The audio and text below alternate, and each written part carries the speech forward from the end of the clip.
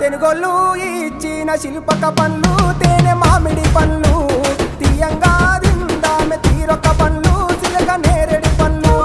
కాబోళ్ళు ఇచ్చిన మక్క కంకులు అవి పాల కంకులు కాల్చుకొని తిందాము కందికాయలు పచ్చి పల్లికాయలు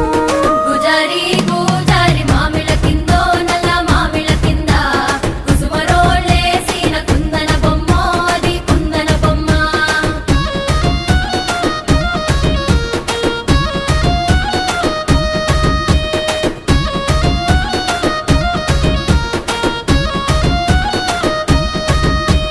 బెస్తోలు పెట్టిన పచ్చి చేపలు అవి వట్టి చేపలు